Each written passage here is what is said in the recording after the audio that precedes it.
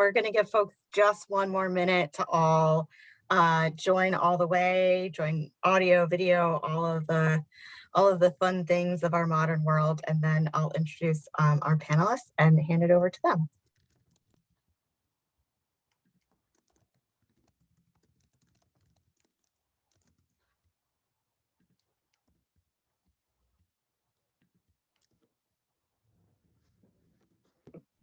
Jay, I don't mean to call you out, but we don't know each other, and I love your background. That is like, Thank you. Yes, I am new to Capital Preparatory Schools, so. oh, fantastic, fantastic. That background makes sense for Capital Prep. That's fantastic. Thank you.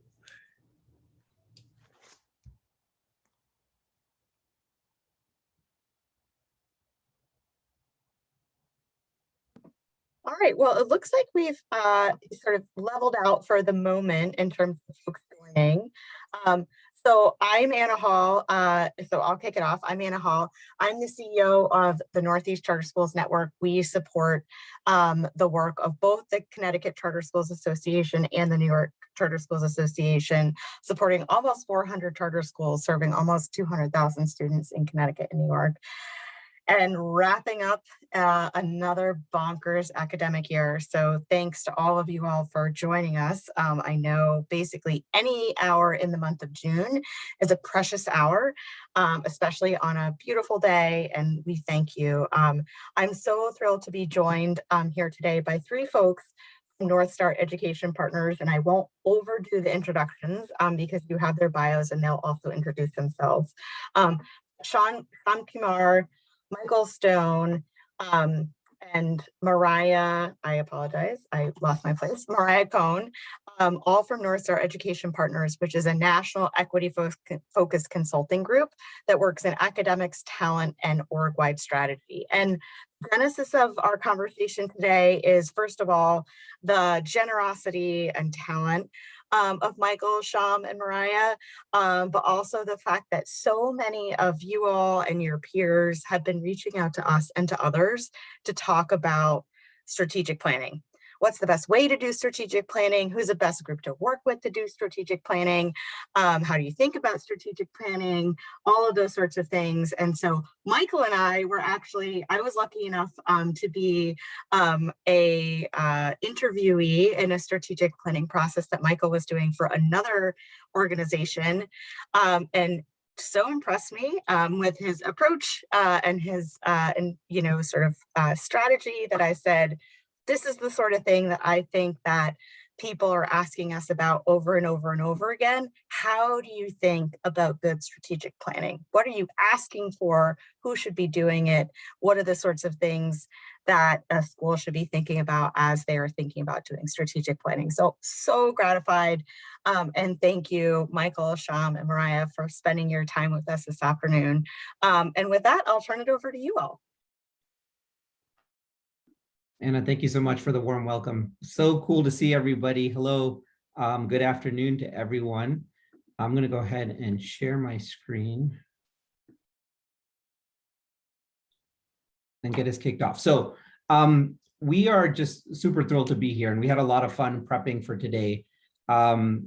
We know that the word strategic planning can evoke a lot of feelings. It could make you think about this long drudgery of a process that takes months and months and months, and especially in this kind of moment when there's so many important decisions to be made. So this specific hour is really going to target a unique kind of strategic planning, which is this very specific moment where we are thinking about reopening. We're thinking about this flood of federal funding that's starting to come in.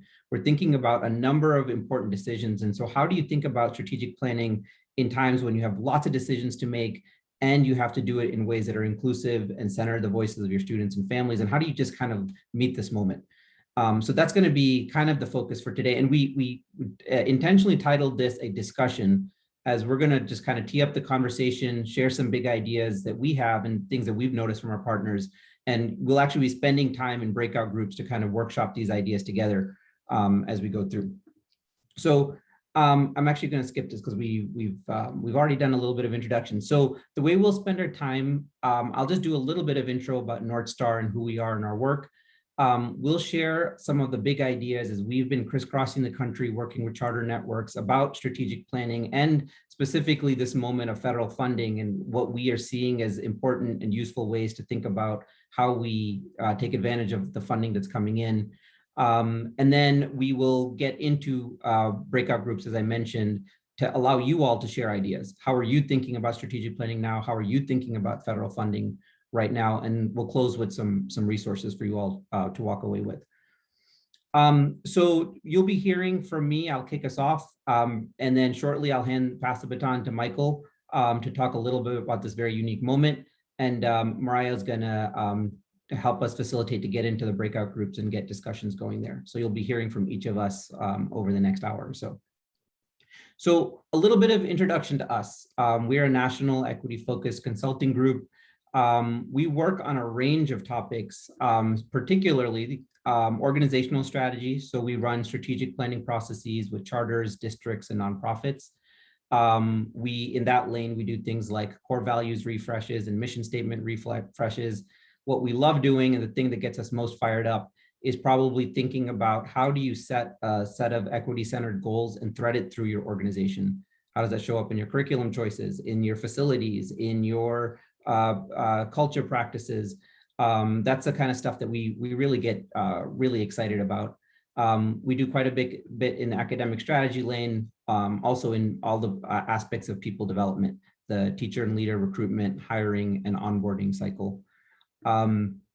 We have a national footprint, which has been very exciting for us over the past 7 years as we've grown to partner with large charter networks, some of the national ones, and then also small 1 and 3 site and 7 site school networks, also districts all across the country.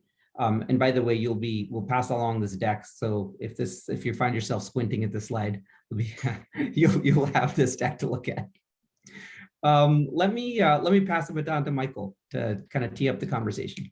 Great. Hello, everyone. It's wonderful to be with you. I will say I cut my teeth in this work in New York. I live there. I live in New Orleans now, but was there for a decade, and including my first kind of job in the charter space was as a kind of Guy Friday for Xanthi Jory, starting the Bronx Charter School for the Arts in 2002, and I from that was encouraged to become a math teacher and a public school math teacher through the Teaching Fellows in New York, which I did for 3 years, and then worked for AF for a little bit in Brooklyn. And so my wife is from New York. She went to college in Connecticut, so I feel like even though I live in New Orleans, I'm very much with my people on this call with you today. So as Sean mentioned, we are at a sort of critical moment here, and I think although every school has its unique set of challenges right now, many of you are, if not all of you, are facing the same set of issues. Months of learning loss, particularly for your most vulnerable student. Unprecedented emotional and socio-emotional and mental health challenges that have been exacerbated by isolation, and for many of our students, increased trauma because of the effects of the pandemic. Teacher shortages, all of the logistical challenges of going back into your schools, and on top of that, you know, the day-to-day job of executing an effective school is hard enough without having to deal with all of these additional issues layered in. But we're also in a moment where there are some opportunities that you all can put into place and can take advantage of as you're kind of navigating through these issues. So obviously the federal money is a big one. In addition to that, you know, the fact that there has been, given the moment that we're in for a whole host of reasons, I think there is greater awareness of and will be more attention to the gaps that have been exacerbated by the pandemic. And that presents an opportunity to create a sense of urgency broadly that I think may have been kind of latent prior to this.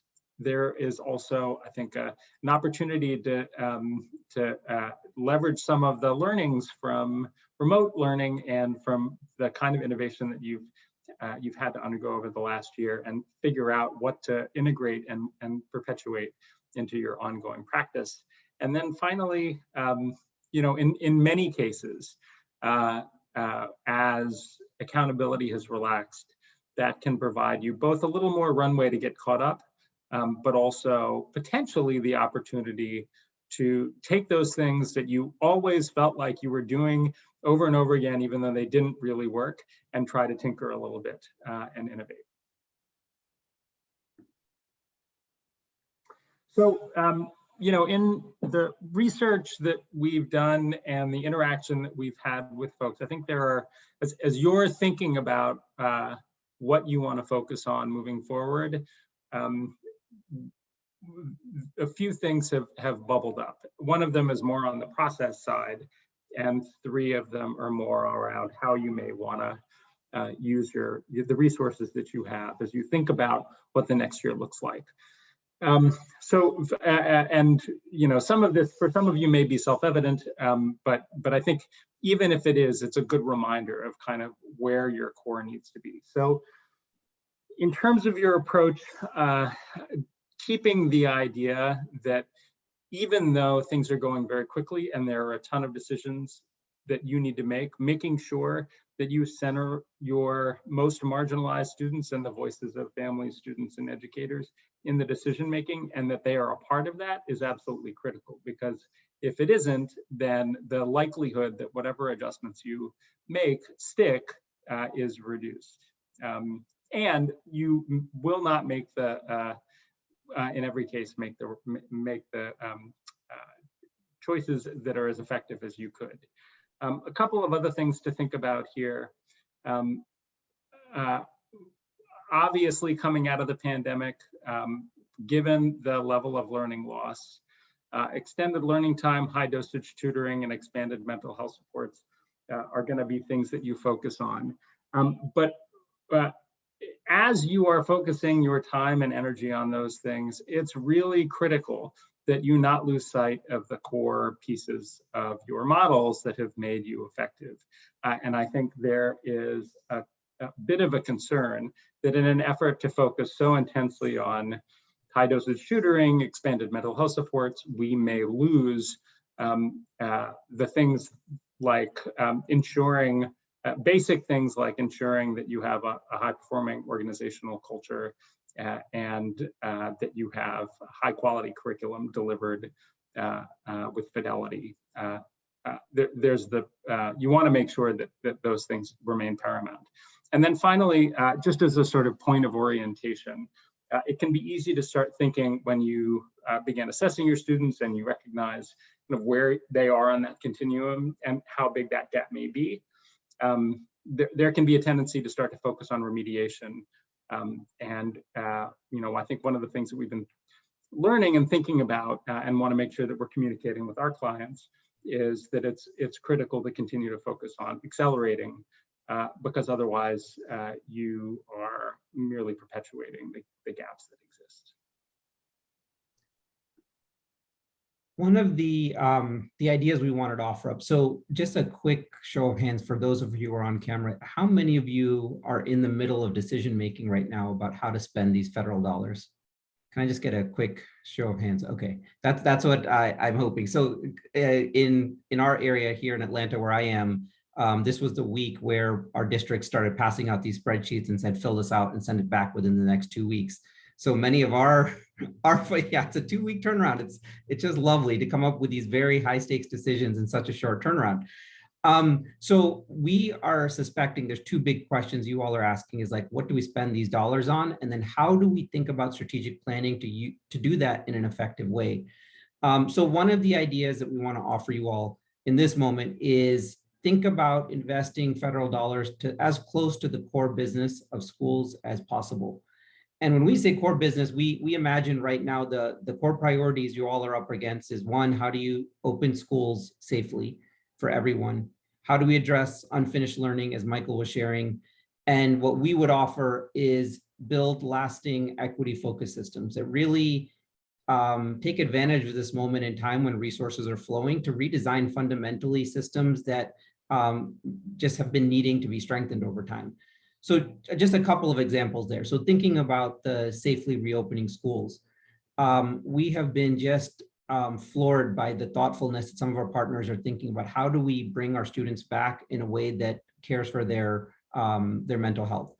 And so one thing that we've heard very frequently is SEL is that thing that we've just done for that 30-minute block, or we've got an advisory block, but we just don't have a way of making it live and breathing in our world. So one of the examples that we love is that this is a moment where you can invest comprehensively in universal screeners, in training for teachers to think about how to identify, spot mental health challenges, and actually work with students on it, to beef up counseling services, to think about this in like a comprehensive way. We've all known that, you know, our students have needed these services for a long time, and this is a moment to kind of think about how we can reinvest in that. On the flip side, some of the examples that we are seeing that we're advising our clients against is the idea of making these investments in ways that don't connect to the day-to-day life of a student. So for example, great to launch a summer learning program that has a lot of SEL focus in it. But what we know is needed is making the behavioral systems, the culture of a school, the way that our teachers interact with our kids, fundamentally rewiring some of that to care for mental health is the long move. It's the long game that we know that we all need to play. So kind of that we're seeing that kind of balance. Invest in like taking advantage of that to center mental health, but also think about it comprehensively as much as possible. In the area of addressing unfinished learning, we think that this is just an amazing opportunity to rethink how we catch kids up. And again, as Michael mentioned, this is an opportunity to really develop our teacher skills in addressing unfinished learning, just-in-time standards, versus like remediation and starting all over and getting to this place where kids will never catch up. On the other side of that, what we are seeing is almost, in some cases, an over-reliance on a pull-out strategy. We will do an intervention block with these kids, or we'll pull out a certain group of kids who we know are falling behind, but it hasn't fundamentally changed the school environment to address unfinished learning for everyone. So we're seeing that kind of tension playing out. And then in the lasting equity focused systems bucket, it's exciting to see our partners really test and push and pull on teacher leader pipeline initiatives. I think many of you all are probably up against this in terms of where's your next leader coming from? How do you diversify your teaching workforce? How do you build content expertise from the ground up so folks are coming in on day one ready to go, knowing your curriculum, knowing your culture? And we're seeing the federal funding being used in many ways, in exciting ways, to really invest in that. And so these are just a couple of ideas. One of the resources we've included in the appendix in this deck that we'll share is a really great set of research from Council of Great City Schools. They have done a comprehensive set of recommendations around how federal funding can be maximized. And so we encourage you to take a look at that because it's a great resource. The second big idea that we wanted to offer up is how. There's like the what do we do with this federal funding, and what do we prioritize for next year? But then it's like, how do you go about it? And this gets to kind of our version of strategic planning.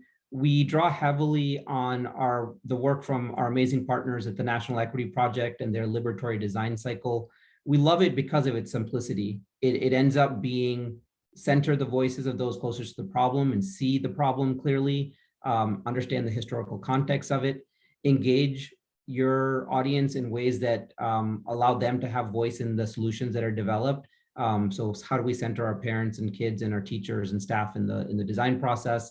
And in the ACT version, where we are making decisions that are clear, are well-resourced, but also in ways that we're constantly listening and refining as we go.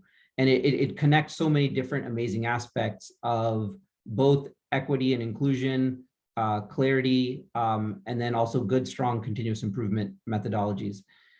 So just in this moment, one process we would offer is that while we'd all likely love to have more time to make some of these big decisions, and we don't want to rush it, there's a version where in like 6 weeks, for example, you could say there's a couple of weeks where you form a diverse team of staff and parents. You kind of center this team on equity commitments. You look at some available data and kind of really quickly hone in on what are those big challenges we want to hit. And again, reference you back to those core business kind of ideas we shared. Drawn from these listening sessions, the resources that we'll share in the end of this appendix, to really come and hone your ideas and then resource that budget for it, put it into play. So I think the best way to kind of illustrate this, we want to give you an example from one of our partners in DC. They started about, I want to say, about 2 months ago, thinking about this moment and how they're going to think about next year. One of the things they noticed, lots of variation across their schools and student outcomes. Bright spots where teachers were crushing it for kids, and there's other places where it was just not as strong. They really pinpointed fractured approaches to teacher development, disconnects with curriculum. I'm seeing nodding heads, so I'm assuming these are things that you all are familiar with. And the way they engaged was, I think, what was particularly powerful, because their team of folks who were thinking about this issue involved some of their strongest teachers, involved parents, involved principals, versus kind of a traditional top-down approach. It led to some really powerful insights and a ton of like strategic clarity. So let me just share just like where they landed. After kind of years, this was a network that's very well established, over 2 decades old. They were able to come to clarity in short order on a vision for teacher professional development that knitted together so many things that were disconnected in the past. So they were able to connect collaborative PLCs with individual coaching, with professional development, with their culture meetings, with curriculum, and all these other components that didn't kind of coexist. And if you start to see some of the details, which, here's one page of many in terms of all the great work this group has done, is that they were able to really get into details like, how do we do all of this work if we only have a 45-minute planning block? We need to really change our master schedule. How do we standardize coaching so it's consistent for all of our teachers? Let's get to the best protocol we have for coaching and use that across all of our schools instead of just some pockets.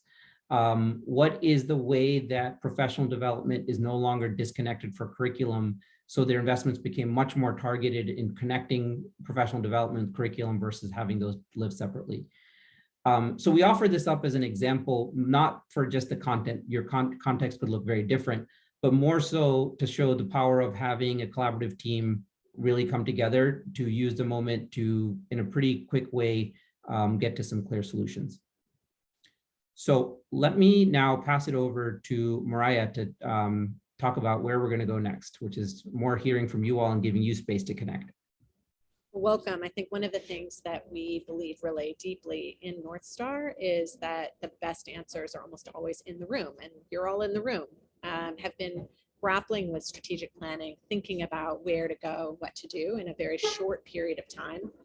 And so we want to give you a time and space to collaborate and to share just where you are in the process. We know that these are 3 really major things that keep coming up with our partners. And so we imagine it's probably true for you too. And so we're going to open up 3 different rooms for you to collaborate with your peers. One will be about accelerating and addressing unfinished learning that has happened over this year in the pandemic. The second is mental health, really thinking about trauma-informed practices, social emotional teaching and learning, and how to address all of that, when we go back. And the third is preparing facilities for the return for school, how to make sure that our schools and our classrooms are safe, and that we're nimble enough that we can adjust should changes to COVID happen. Sham, can you forward one more slide? And we're going to come back. I want to give you kind of like a heads up about what we're going to do in these rooms. So the first thing that we'll do is each of your facilitators will share a Padlet. So just be ready to open the Padlet. You'll be adding a little Post-it note that has kind of like what you're thinking about, either what you've been brainstorming with your colleagues about. It might be something that you're kind of farther down the road and you have some really good ideas to share that you've generated. And then what we'll be doing is each of these, we'll have kind of all these ideas showing up on this kind of like a whiteboard. And then depending on how many people are in the room, either everyone will have a chance to share and speak to what they've been brainstorming and thinking about and planning, or a handful of, a select few based on a vote. So that's about what we're going to do. Sean, if you could go back one slide. No. Yeah, there you go. All right. So if you have the most updated Zoom, Sean's going to open up the rooms now, and you'll be able to select the room that you want to go to. And if you don't have the most updated Zoom, just go ahead and put in the chat which room number you'd like us to push you into. And we'll spend about 25 minutes here in the room. You'll see a timer count down to 20. There'll be a 2-minute close up, and then we'll all come back and kind of share what came up.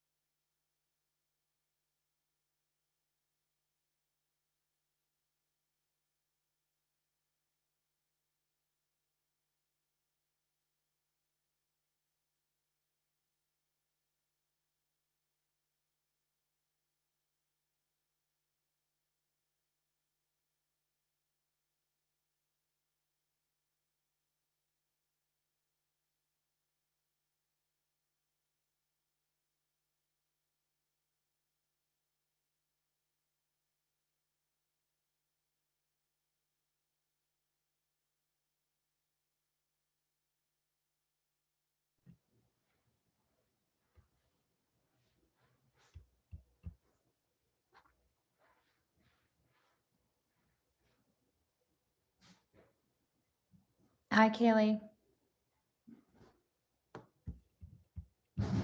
Kaylee, did you just join?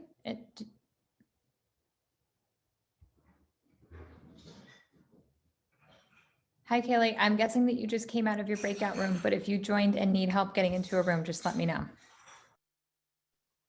Thank you.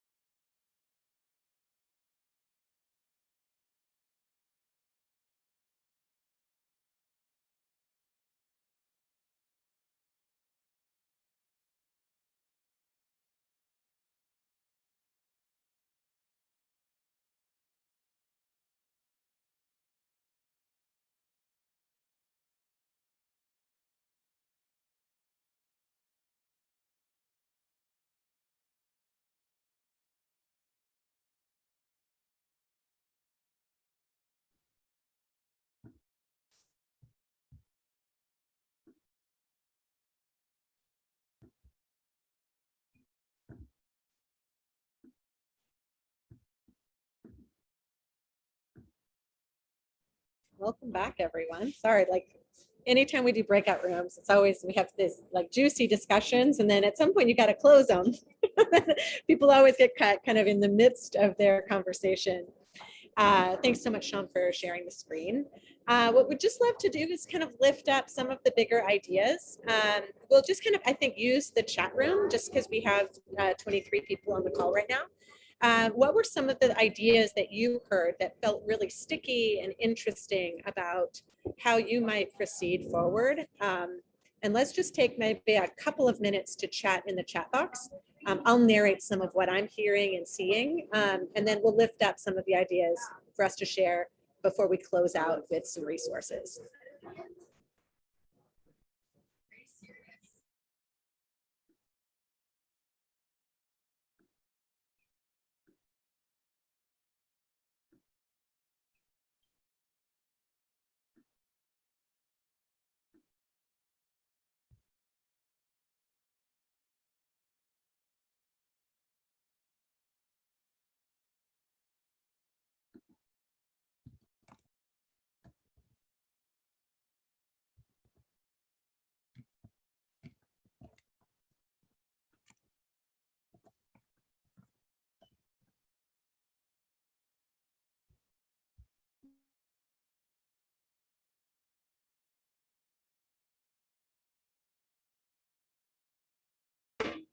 See some wonderful ideas about like a mental health room, building local expertise, integrating trade skills into summer programming for at-risk youth, engaging remote learning options for those who are most vulnerable or at risk, the strength and the value of a school community as just a really critical factor to ensure kind of like a successful onboarding and bringing back. More co-teaching models, elevating teacher leaders. I imagined using some of the lessons learned from the remote learning that we learned over the last year and keeping the best practices that we learned through that. Developing a common language for staff to identify trauma in students. Like naming the kinds of behaviors we see as trauma rather than, seeing it as the child's fault. Just open up for maybe one or two people to share if there was anything in particular that felt really sticky that you think would be valuable for the whole room to hear. Feel free to just come off mute if you'd like.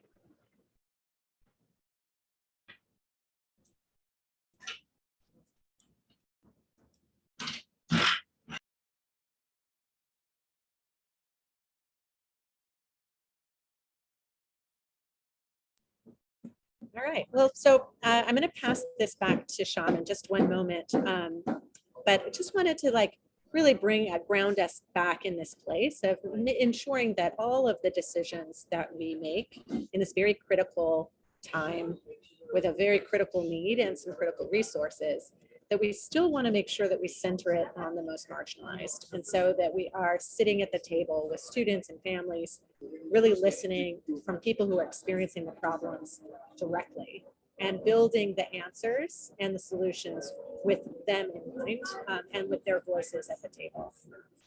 And so with that, I'm going to pass the baton back to Sean to walk us through some of the resources that we might want to use in our strategic planning.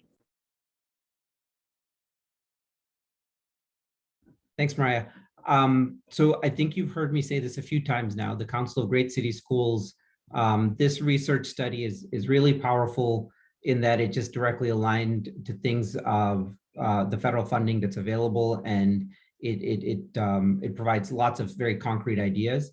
Some of you all might have seen this, the Acceleration Imperative by the Fordham Institute. They have created what they call the Wiki Hub, and it's kind of designed for academic leaders, and they have broken it out into different sections where folks are actively engaging in a similar forum as us in terms of, we know the big problems out there, but folks are actively adding ideas and investment ideas that they're making, and it's a rich resource. In our learning room, in the breakout room we just did, I think there was a couple of different references to the TNTP Zern study that really stamps this idea of learning acceleration versus remediation, and the importance of that and the need to really center that with our teachers as we get ready for this upcoming school year. So if you're looking for good, clear research on that, I would really point you in that direction. Some of the things you've seen from us today are drawing from the National Equity Project, specifically this idea of like strategic planning and how do you do it in ways that are both strong for design, strong for continuous improvement, strong for equity. And there's a ton of great resources there that we'd point you to. And then, you know, I'll just go right to this last one, the Chiefs for Change, the return. That was also another great report about thinking about how do we return our and come back to our schools and where might we make some different investments. So we point you to all these different resources. We of course will send along this deck with our thoughts in it. And you know, please use us as resources. So if you have questions that you're grappling with, we're happy to share things that we're learning in the field, jump on a call and connect. So with that, I just want to thank everybody for this opportunity. It was wonderful to meet you all, wonderful to spend time with you. I'll just pass it back to see if Anna wants to close this out potentially. Yeah, and just want to thank you guys so much.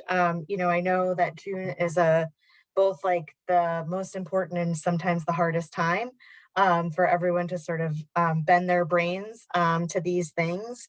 And so really appreciate the framework and your all's time, because these are questions, like I said at the opening, that we're getting routinely. And I think this is a great framework and really appreciate you taking the time and making this space. Of course. Thank you.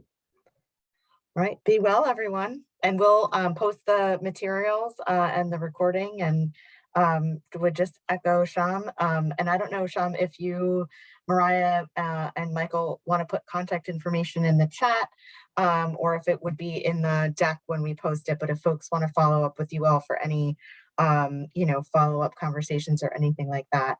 And Jessica, we will post it on our website, nycharters.org. We are in the process of revamping our website. And so for right now, it will be under the COVID webinars, but be on the lookout this summer for an exciting innovation and an update where things like this will be in a resource hub. But if you have a hard time finding it in the interim, always feel free to let us know. Awesome. Thank you, everyone. Be well. Thanks, folks.